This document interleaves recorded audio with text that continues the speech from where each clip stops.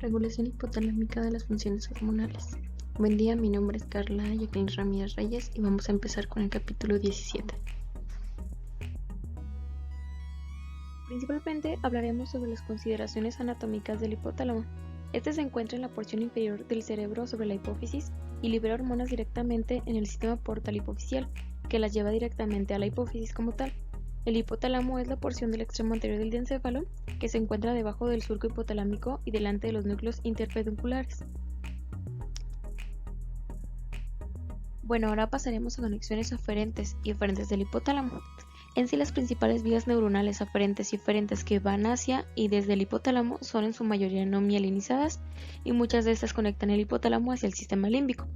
Las neuronas secretoras de norepinefrina, con sus cuerpos ubicados en el cerebro posterior, terminan en muchas porciones diferentes del hipotálamo, y las neuronas paraventriculares, que son las que producen oxitocina y vasopresina, se proyectan a su vez en la región posterior del cerebro y a la médula espinal. Las neuronas que secretan epinefrina como tal tienen sus cuerpos celulares en el cerebro posterior y terminan en el hipotálamo ventral. Un sistema intrahipotalámico está compuesto de neuronas secretadoras de dopamina, que tienen sus cuerpos celulares en el núcleo arqueado y terminan en o en sí cerca de los capilares que forman los vasos portales en la eminencia media.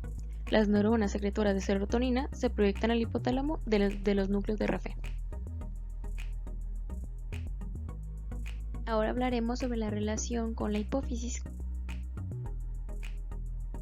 En sí, existen conexiones neuronales entre el hipotálamo y el lóbulo posterior de la hipófisis y conexiones vasculares entre el hipotálamo y el lóbulo anterior. La hipófisis en sí se compone en gran parte de las terminaciones de los axones que surgen de los cuerpos celulares en los núcleos supraópticos y paraventriculares y pasan a la hipófisis posterior a través del tracto hipotalámico hipofisiario. La mayoría de las fibras supraópticas terminan en el mismo lóbulo posterior, mientras que algunas de las fibras paraventriculares terminan en la eminencia media. Las fibras nerviosas simpáticas alcanzan el lóbulo anterior desde su cápsula y las fibras parasimpáticas lo alcanzan desde los nervios petrosos, pero pues en sí pocas fibras nerviosas, y si es que alguna, lo atraviesan desde el hipotálamo. Sin embargo, los vasos hipofisiarios portales forman un vínculo vascular directo entre el hipotálamo y la hipófisis, y las ramas arteriales de las arterias carótidas y el polígono de Willis forman una red de capilares fenestados llamados plexo primario, que está en la superficie ventral del hipotálamo. En este caso, los bucles capilares también penetran en la eminencia media. Los capilares drenan hacia los vasos hipofisiarios portales sinusales que transportan la sangre por el tronco hipofisiario a los capilares de la hipófisis anterior. Este sistema comienza y termina en los capilares sin pasar por el corazón y por tanto se conoce que es un verdadero sistema portal. En este caso, la eminencia media se define generalmente como la porción del hipotálamo ventral desde la cual surgen los vasos portales. Esta región está fuera de la barrera hematoencefálica. Pasaremos hacia la relación con la función autónoma. Las respuestas autónomas desencadenadas en el hipotálamo como tal, más bien son parte de un fenómeno un poco más complejo, como el acto de comer o incluso de emociones como la ira. Puede entrar un poco más enlazado como ejemplo la estimulación de varias áreas del hipotálamo, especialmente las áreas laterales, que éstas producen descargas simpáticas difusas y un aumento de la secreción medular suprarrenal, la descarga masiva simpática que se observa en animales expuestos, supongamos, al estrés. Se ha afirmado que las áreas hipotalámicas separadas controlan la secreción de epinefrina y norepinefrina como tal. La secreción diferencial de una o estas catecolaminas medulares suprarrenales ocurren en ciertas situaciones, pero los incrementos selectivos en realidad son pequeños. Cabe mencionar también que el hipotálamo y las regiones afines del cerebro desempeñan un papel clave en la regulación del consumo de los alimentos. Otro mecanismo apetitivo como tal, que está bajo control hipotalámico, es la sed. Beber está regulado por la osmolaridad del plasma y el volumen del fluido extracelular de manera muy similar a la secreción de vasopresina. La ingesta de agua aumenta por el incremento de la presión osmótica efectiva del plasma, por la disminución del volumen del líquido extracelular y por factores psicológicos, entre otros. La osmolalidad actúa a través de osmorreceptores, como ya lo sabemos, que son receptores que perciben la osmolalidad de los fluidos corporales, y estos se localizan en el hipotálamo anterior. El efecto de agotamiento del volumen del líquido extracelular en la sed está mediado en parte a través del sistema renina-angiotensina. La angiotensina 2 actúa sobre el órgano subfornical, que es un área receptora especializada en el diencéfalo para estimular las áreas neuronales relacionadas con la sed. Cuando la sensación de sed se amortigua, ya sea por daño directo al diencéfalo o por estados de conciencia alterados o deprimidos, los pacientes dejan de beber cantidades adecuadas de fluido y se llega a la deshidratación si no se instituyen las medidas apropiadas para mantener el equilibrio hídrico. Si la ingesta como tal de proteínas es alta, los productos del metabolismo proteico provocan una diuresis osmótica y las cantidades de agua requeridas para mantener la hidratación son grandes. La mayoría de los casos de hipernatremia se deben en realidad a la deshidratación simple en pacientes con psicosis o enfermedades hipotalámicas que no aumentan o en sí no pueden aumentar la ingesta de agua cuando se estimula su mecanismo de sed. Las lesiones de la arteria comunicante anterior también pueden amortiguar la sed, porque en sí las ramas de esta arteria suministran las áreas del hipotálamo asociadas con la sed. Control de la secreción hipofisiaria posterior. Bueno, aquí de manera muy breve y muy concreta, en sí la mayoría de los mamíferos, las hormonas que son secretadas por la porción posterior de la glándula hipofisiaria son arginina, vasopresina y oxitocina. Bueno, a partir de aquí voy a hablar yo. Mi nombre es Carolina Amador. Vamos a iniciar con el subtema de biosíntesis, transporte intraneuronal y secreción. Las hormonas de la neurohipófisis se sintetizan en el precarión de neuronas magnocelulares en los núcleos supraóptico y paraventricular y se transportan por los axones de dichas neuronas hasta sus terminaciones en la neurohipófisis en respuesta a la actividad eléctrica en estos puntos. Algunas de las neuronas producen oxitocina y otras vasopresina, y en los dos tipos de núcleos se identifican neuronas que contienen ambas hormonas.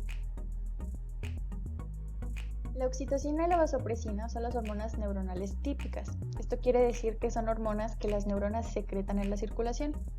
El tipo mencionado de regulación nerviosa es comparado con otros mecanismos reguladores, como por ejemplo, aquí en el ejemplo de los lados izquierdos, tenemos los neurotransmisores que actúan en las terminaciones nerviosas en el músculo.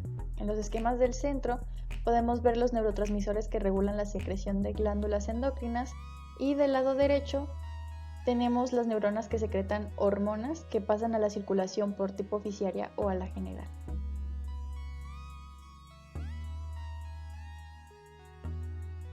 A semejanza de otras hormonas peptídicas, la de la neurohipófisis son sintetizadas como parte de moléculas precursoras de mayor tamaño. La vasopresina y la oxitocina poseen una neurofisina característica, con ellas asociada a los gránulos de las neuronas que las secretan. La neurofisina 1 en el caso de la oxitocina y la neurofisina 2 en el caso de la vasopresina.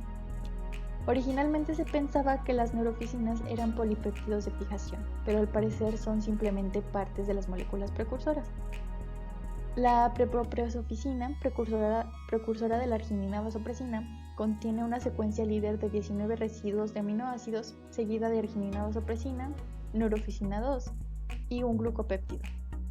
Aquí se muestra la estructura de la prepropresofisina bovina del lado izquierdo y la preprooxifisina del lado derecho. La preproxifisina, que es la precursora de la oxitocina, es una molécula semejante, aunque menor, que no posee el glucopéptido. Las moléculas precursoras son sintetizadas en los ribosomas del precario neuronal. En el retículo endoplásmico pierden sus secuencias directrices. Son empacadas en gránulos secretores en el aparato de Golgi y transportadas por los axones a las terminaciones en la neurohipófisis, gracias al flujo axoplásmico. Ahora, la actividad eléctrica de las neuronas magnocelulares. Las neuronas que secretan oxitocina y vasopresina generan y conducen también potenciales de acción y de estos, los que llegan a las terminaciones nerviosas activan la liberación de hormonas en este sitio por exocitosis, la cual depende de calcio. La estimulación de los pezones genera una descarga sincrónica y de alta frecuencia de las neuronas productoras de oxitocina, después de un lapso importante de latencia. La descarga causa la liberación de un tipo pulso de oxitocina y esto va a tener como consecuencia la expulsión de leche en las puérperas. Por otra parte, la estimulación de las neuronas que secretan vasopresina por algún estímulo como el incremento de osmolalidad de la sangre durante la deshidratación o la disminución del volumen sanguíneo con la hemorragia origina un incremento inicial constante en la velocidad de desencadenamiento de impulsos, seguida de un perfil duradero de la descarga fásica, en que alternan periodos de descarga de alta frecuencia con otros de inactividad. Vasopresina y oxitocina en otros sitios. Las neuronas que secretan vasopresina se ubican en los núcleos supraquiasmáticos. La vasopresina y la oxitocina también se detectan en las terminaciones de neuronas que envían proyecciones desde los núcleos paraventriculares al tallo encefálico y la médula espinal. Tales neuronas, al parecer, participan en el control cardiovascular. Además, las gónadas y la corteza suprarrenal sintetizan las dos hormonas mencionadas, y la oxitocina se ha identificado en el timo. Ahora, los receptores de vasopresina se han identificado como mínimo 3 tipos, que son el B1A, B1B y B2. Todos ellos están acoplados a proteína G. Los dos primeros tipos de receptores van a actuar por medio de la hidrólisis de fosfatidilinositol para incrementar la concentración intracelular de calcio. El último tipo de receptores actúa a través del DGS para aumentar los valores de monofosfato de adenosina cíclico. Efectos de la vasopresina. Uno de sus principales efectos fisiológicos es la retención de agua por los riñones. Esta ha recibido el nombre de hormona antidiurética, ADH. Esta intensifica la permeabilidad de los conductos recolectores del riñón para que el agua penetre al espacio intersticial hipertónico de las pirámides renales. De este modo, la orina se concentra y disminuye su volumen. Como consecuencia, el efecto global es la retención de agua ante exceso de soluto. El resultado es la disminución de la tensión osmótica efectiva de los líquidos corporales. En ausencia de vasopresina, la orina es hipotónica en comparación con el plasma. Aumenta el volumen de dicho líquido y como consecuencia surge una pérdida neta de agua. El resultado es el incremento de la osmolalidad de los líquidos corporales. Luego tenemos los efectos de la oxitocina. En los seres humanos, esta hormona actúa principalmente en las glándulas mamarias y en el útero, si bien al parecer interviene también en la luteólisis. En el miometro de la mujer se ha identificado un receptor oxitocínico acoplado a la proteína G y se ha hallado otro similar o idéntico en el tejido mamario y los ovarios, ya que él activa los incrementos de las concentraciones de calcio intracelular. Ahora, el reflejo de expulsión de leche. La salida de leche está desencadenada de modo normal por un reflejo neuroendocrino, en el que intervienen los barroreceptores, los cuales abundan en la glándula mamaria y en particular alrededor del pezón. Los impulsos que se originan de ellos se transmiten por vías táctiles somáticas a los núcleos supraópticos y paraventricular. La descarga de las neuronas que contienen oxitocina hace que la neurohipófisis secrete dicha hormona. El lactante, que succiona el pezón de la madre, estimula los barroreceptores y con esto los núcleos mencionados, la oxitocina es liberada y la leche pasa por presión a los senos lactóforos y de allí fluye a la boca del lactante.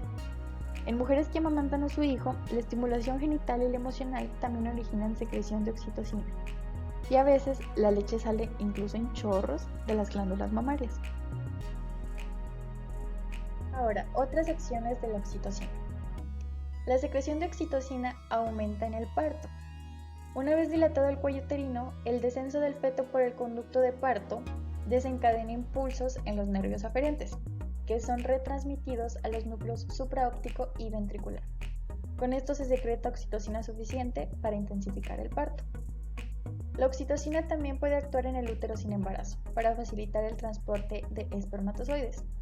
El paso de esto por las vías genitales de la mujer hasta las trompas, donde ocurre la fecundación, no solo depende de la habilidad motora del espermatozoide, sino también de las contracciones uterinas, por lo menos en algunas especies. En los hombres, las concentraciones de oxitocina circulante van a aumentar al momento de la eyaculación. Es posible que este incremento intensifique la contracción del músculo liso del conducto deferente e impulse hacia los espermatozoides hasta la uretra. Hormonas adenohipofisiarias. La adenohipófisis secreta 6 hormonas: la adrenocorticotrópica, ACTH, la tirotropina u hormona estimulante de tiroides, la TSH, hormona del crecimiento, las hormonas estimulantes de los folículos, FSH, la luteinizante y la prolactina. La Las acciones de las hormonas adenohipoficiarias en la mujer hace que la hormona folículo estimulante y la hormona luteinizante actúen de manera seriada en el ovario para que crezca el folículo, haya ovulación y se forme y conserve el cuerpo amarillo. La prolactina, por otro lado, estimula la lactancia. En varones, ambas hormonas controlan las funciones de los testículos. Naturaleza del control hipotalámico. La secreción adenohipoficiaria es controlada por sustancias químicas que transcurren por el sistema portihipoficiario, que va del hipotálamo a la hipófisis. Estas se han denominado factores de liberación o de inhibición, pero hoy en día se llaman hormonas hipofisiotrópicas. Cantidades pequeñas se fugan a la circulación general, pero se hallan en gran concentración en la sangre del sistema portihipoficiario. Hormonas hipofisiotrópicas. Se han identificado 6 hormonas hipotalámicas liberadoras e inhibidoras. Hormona liberadora de corticotropina, CRH, hormona liberadora de tirotropina, TRH, y hormona liberadora de la hormona de crecimiento, GRH. También están las inhibidoras, que es la hormona inhibidora de la hormona de crecimiento, GIH, llamada hoy somatostatina. También la hormona liberadora de la hormona luteinizante, LHRH, conocida generalmente como hormona liberadora de gonadotropina, NRH, y la hormona inhibidora de la prolactina, PIH. Importancia y consecuencias clínicas. Bueno, las manifestaciones de enfermedades hipotalámicas incluyen anomalías neurológicas, cambios endocrinos y alteraciones metabólicas, como la hiperfagia y la hipertermia. Aquí en el cuadro 17.2 se incluyen las frecuencias relativas de signos y síntomas de las enfermedades de esa zona en una gran serie de casos. Un cuadro patológico de interés considerable en este contexto es síndrome de Kallmann, la combinación de hipogonadismo por concentraciones pequeñas de gonadotropina circulantes con hiposmia o anosmia, las cuales son la pérdida parcial o completa del olfato. El síndrome afecta de manera predominante a varones y en muchos casos la causa es la mutación del gen KLIG1, que está en el cromosoma X y que codifica la molécula de adherencia necesaria para el desarrollo normal del nervio olfatorio. Sin embargo, dicho síndrome afecta también a mujeres y quizás sea causado por otras alteraciones genéticas. ¿Qué tal? Buen día. Hoy yo les voy a hablar sobre la regulación térmica. Mi nombre es Román López Castañeda y a continuación, para saber unos términos básicos sobre la regulación térmica, debemos de saber que la temperatura corporal es la consecuencia del equilibrio entre la producción y la pérdida calórica. Esto quiere decir que para que las funciones corporales funcionen de manera adecuada dependen de que la temperatura del cuerpo se mantenga en un nivel relativamente constante. También debemos de saber que respecto al tipo de clasificación de los seres vivos en cuestión a sus mecanismos térmicos, hay dos tipos de clasificaciones. Una son los poiquilotérmicos, en los cuales entran las especies de los reptiles, los anfibios y los peces.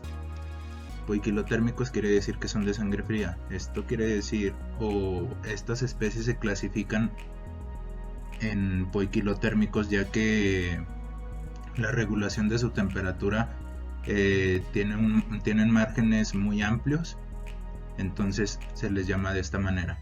Ahora también hay la segunda clasificación, las cuales son homeotérmicos. Estos consisten en las aves, los mamíferos, animales y seres humanos, ya que son de sangre caliente, y estos pues tienen un grupo de respuestas reflejas integradas primordialmente en el hipotálamo.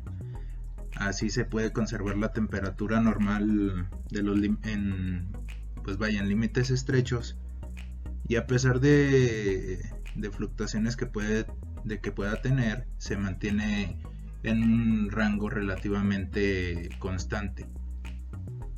Luego vamos a pasar a la temperatura corporal normal, la cual en los seres humanos fluctúa de los 36.3 grados centígrados a los 37.1 grados centígrados. Ahí tuvimos un error de gramatical. Y al igual, esta temperatura corporal de 36.3 a 37.1 grados centígrados puede variar, ya sea con ejercicio físico. Esta puede aumentar en la ingesta de alimentos. También pueden influir otros factores como el medio ambiente. En la temperatura del medio ambiente puede bajar la temperatura corporal del cuerpo humano si estamos en un ambiente frío, o si estamos en un ambiente cálido, pues puede aumentar. Luego vamos a pasar cuáles son los mecanismos en los cuales el cuerpo produce calor y también por los cuales tiene una pérdida de calor.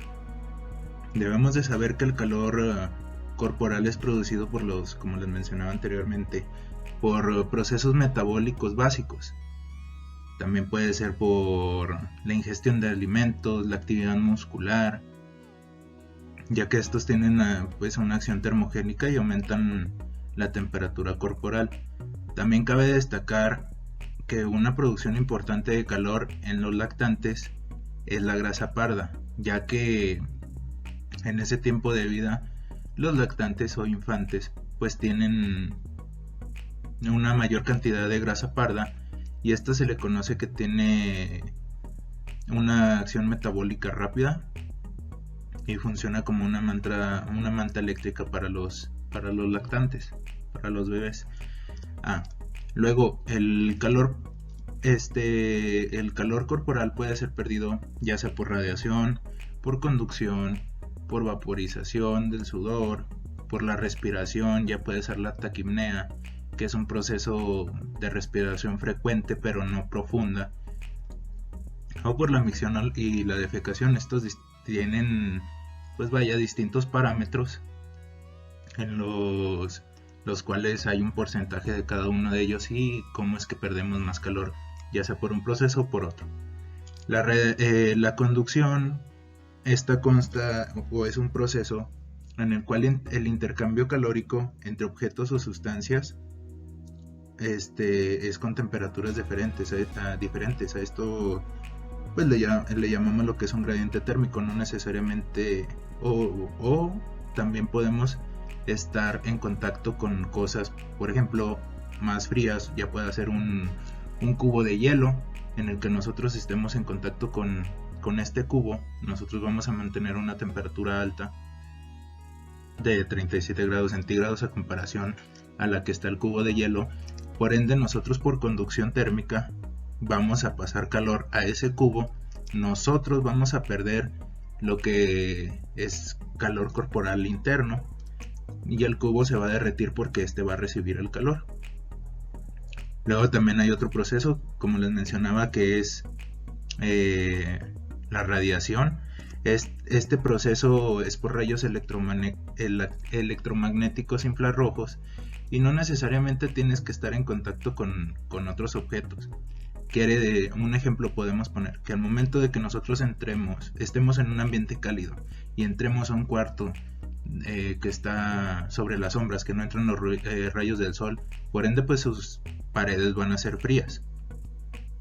Entonces al momento que nosotros entremos, por esa radiación del frío que hay en ese cuarto, nosotros podemos llegar a tener una sensación de escalofríos, aunque mantengamos una temperatura corporal interna relativamente constante, pero vamos a tener una sensación de frío. Y se puede tener una pérdida calórica debido a la radiación. También pues por la vaporización del sudor, la respiración que ya les comentaba que era la taquipnea, la micción y defecación. También debemos de saber que hay distintos mecanismos reguladores, y estos son controlados por diferentes zonas del hipotálamo. Hay mecanismos activados por el frío, los cuales son pues los escalofríos, el hambre, una mayor actividad voluntaria, una mayor secreción de noradrenalina y adrenalina.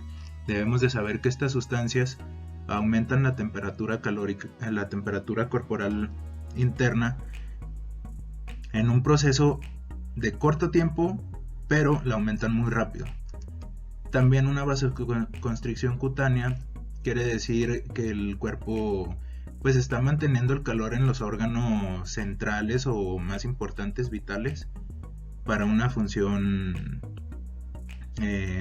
pues que sea pues, que nos podamos mantener vivos. También el acurrucarse como ovillo o como feto, esto es para que el cuerpo al momento de estar en contacto con una superficie pues ya sea helada, tengamos un menor contacto de superficie, ya que si estamos como acurrucados, pues vamos a tener menos contacto que estar estirados. También la horripilación, este es un proceso al que le llamamos que se nos ponen los pelos de punta, y esto es cuando tenemos una sensación de frío muy alta, más o menos, bueno, pues a los 35 grados centígrados empieza a dar este proceso junto con los escalofríos, ya que nuestros vellos, los músculos electores se excitan y estos se ponen de punta para que haya una menor entrada de aire o corra menos aire por la epidermis y pues tengamos una menor sensación de frío. Luego hay mecanismos activados por el calor, una mayor pérdida calórica para que pueda disminuir la temperatura, una vasodilatación cutánea, la sudación, taquipnea, menor producción de calor, anorexia, apatía e inercia.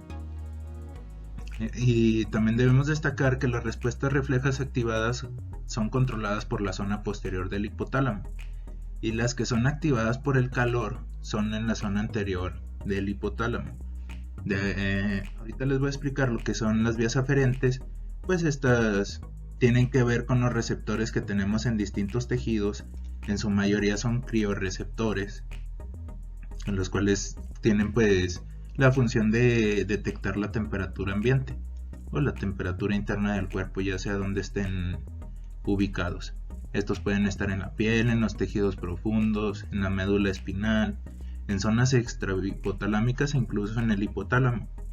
Estas vías aferentes llegan a las zonas hipotalámicas, ya sea anterior o posterior, y el hipotálamo manda que mecanismos de los que les mencionaba anteriormente active a distintas temperaturas.